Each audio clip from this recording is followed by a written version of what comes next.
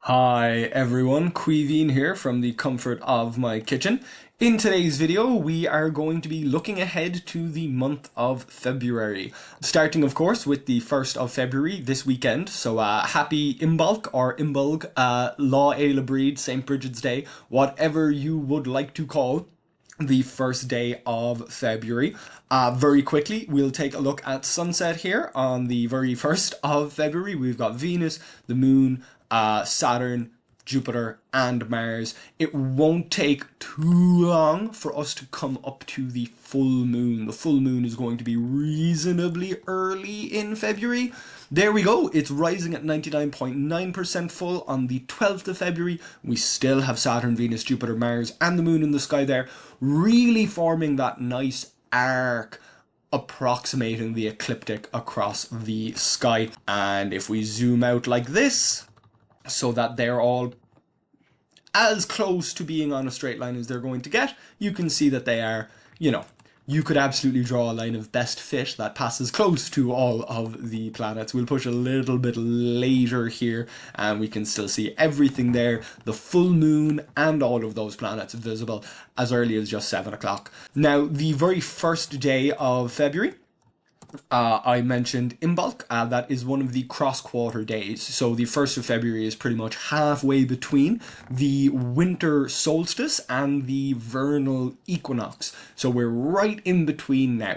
The day length has been getting longer, but it hasn't reached an equal point yet. So night and day are not equal in length. Our nights are still a little bit longer than our days, but that is progressively changing, and we're halfway to the point where day and night will be of equal length. Moving back to the night of the full moon, you can see how much difference the brightness of the full moon makes there, coming back to closer to the new moon and moving forward to closer to the full moon. Of course, it makes a huge difference.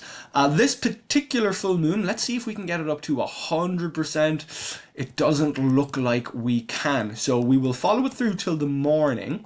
We saw it rising at 99.9%, so let's go all the way through to the morning. Technically the morning after the full moon, it's there at only 99.5. And only, we want to go back a day, 99.8. It looks like we're not going to see the moon at exactly 100% full, but that happens every now and again. Of course, February is a month of only 28 days, and the lunar cycle is 29 and a half, so there is no guarantee that you will actually get a full moon in the month of February at all. You just might not get one. Let's make sure we're on the right night here. Yeah, coming back to the 12th, coming back up to our 99.9%, which we saw as, there we go, 100% before it rises for us. So we're not going to get to see that 100% there. It's next to a very bright star. What star are we seeing here? It's blue. Regulus, lovely. So we're in Leo the Lion for this particular full moon, and we can see here we're observing it just after the sun goes down. We're still pretty early here, coming up to 9 o'clock, so still pretty early in the night. It may retain a little bit of that kind of orangey sunset glow for a little bit, but as it rises higher in the sky, we'll get to see that kind of sharper whitish grey that we're used to when we're looking at the moon. Full moons, are often given various names based on the time of year in which they occur.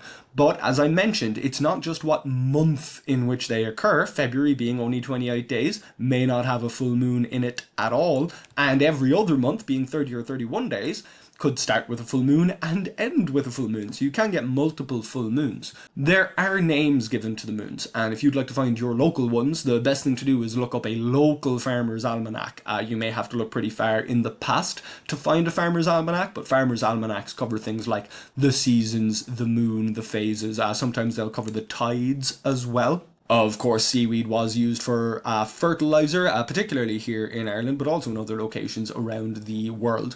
We can see here we're jumping from exactly 99.7 to exactly 99.7, just either side of the absolute fullest. So we can see a very similar amount of shadow here on the western limb, pointing towards sunset on the, technically the 13th now that we're through to 3 o'clock in the morning, and then on the 14th, going back to the 12th at 3 o'clock in the morning, we can see that similar shadow, but over there on the east. So we can really see how we're missing 100% full, but also quite close to it. The popular names currently given to the full moons are said to derive from Native American stories and mythology, but I do think it's important to clarify, as I occasionally do, that the Native American peoples are a huge number of different cultures. Of course, there's North America and South America, which already makes a big difference, but there are various different ethnic groups even within the Native American tribes of North America. The First Nations people who live in Canada may be Inuit, or they may be Algonquin, or they may be Athabascan. And I may not even be pronouncing some of those words right. Where exactly the Iroquois tribe stretches to, for example, or group of tribes, I don't particularly know because I don't live there. But if you see people saying that this particular full moon is called the snow moon, for example, by the Native Americans, the Native Americans who live in the desert, for example, the Pueblo Indians of California, they wouldn't have seen that much snow, given that they live in a desert. They wouldn't have seen much rain, let alone snow. So, of course, calling it the snow moon may not be accurate for them. It's the same with the wolf moon, for example. You may know that America has coyotes. They do also have wolves. The current extent of the grey wolf, you mostly see grey wolves in the modern day north of the Canadian border in Canada. There are some grey wolf territories in the United States of America, but it's quite far in North America, the north of North America, that you normally see grey wolves. It would be coyotes that you would normally see. Further south, coyotes have a very big range. You can also see them pretty far north. Regardless of what you call it, it's a fantastic full moon, and we've got that coming up right at the start of February, with our new moon coming right at the end, right on the 28th of February is when we are going to get our new moon. And I say that, but of course, it never hurts to check. We'll double check when we're getting the new moon. According to Stellarium, we're seeing it there at about 0% illuminated on the 28th. Now, this is 5 o'clock in the morning. Yeah, coming into the 28th, sunset on the 28th, basically 0% illuminated around this time. There we go. Pretty much the exact newest point just before sunrise. Yeah, 0% illuminated. In the same way that not every location on Earth gets to see the 100% fullest moon, not every location on Earth gets to see the 100% newest moon either. Of course, nobody actually gets to see the new moon because the new moon is in front of the sun. We've made it all the way to the end of February. I won't bother talking about Saturn and Mercury for this show. I will talk about them when we get a little bit later in February, but I will also talk about other future events that are further in the future in the next video. We've got things nice and dark here. Yep, coming up to 8:30 again. And we're going to move back through February, just in case I missed anything, and I didn't. There does not seem to be any radiance of any particular meteor showers popping up during the month of February. Certainly nothing major. We can see the December Leonis Minorids there, but the name is a clue. The December Leonis Minorids peak way back in December. Now, they run for a very long time there. We can see it running basically 2 months from the start of December until the start of February. So all of December, all of January, but it still really only peaks on that one day there, the 20th. We're not seeing any meteors really. No significant number of meteors from the December Leonids once we're into, even into January, certainly not once we're into February. And we can see that that radiant disappears as we come a little bit later in February. The anti-Helion is there all of the time. So just because there are no meteor showers ongoing, we're going back into January there, we can see the Gamma Ursae Minorids. It doesn't matter what time of year you go out, there is always a chance that some meteors will fall through the sky. It's simply that you have a better chance on the night where there are meteor showers. You're going to see more meteors. Those meteors will often be bigger and brighter. Not all meteor showers are incredibly productive in terms of quantity, but of course, sometimes you want quality. If you see one bolide, one fireball in a night where you otherwise see no shooting stars at all, that one bolide can be incredibly impressive. There are videos of the bolide that detonated, because they do detonate, these fireballs can explode. There is footage of the detonating fireball above Chelyabinsk in Russia.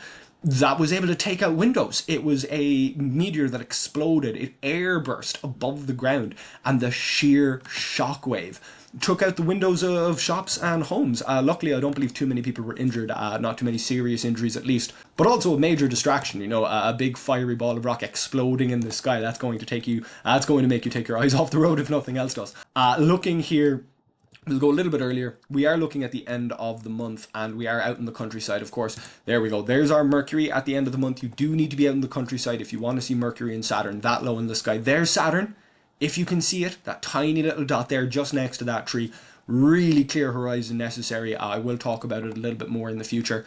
At the end of the month, with that new moon, of course, we're going to have a fantastic view of the nighttime sky. But even bringing it back, even coming back to that night of the full moon, the light of the moon is going to block out the glow of the Milky Way, but we can still see far, far more stars. And if we come right back to the beginning of the month, here we are on Imbolc, you won't even have to wait too long for the moon to go down. We're getting our full moon close enough to the middle of February. You know, it's the 12th, it's not the 14th. It's not the 15th, but the 15th wouldn't be in the middle of February because it's got an awkward number of days compared to every other month, of course. But here we are this weekend.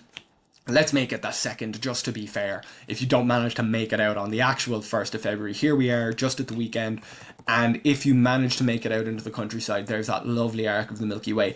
As early as 11:30, the moon is already down. So I hope you get a chance to see some of these things. I hope you get a chance to see the full moon that's coming up on the 12th of February especially, and I hope you get to see the sky nice and dark on the very 1st of February. It's a festival for so many people, the first day of the month, so I hope you get a chance to see it. I hope that you enjoyed this video. If you did, please make sure to like it so that I and YouTube know that you liked it. You can also subscribe to my YouTube channel. You can comment on this video if there's anything you'd like to see, or if you have any questions, or if you just want to say something, you can comment on this video or any of my other videos. You can also take a look at my website, queevinscontent.ie, if you'd like to read a little bit of this information. You can also subscribe to my website. If you do occasionally go to my website and read my articles, you can subscribe to it, and it's another way that you can be let know that I've put something out. Of course, I do try to put something out every Tuesday and every Thursday, so it should be nice and regular, and hopefully I'll see you back here for the next regular installment.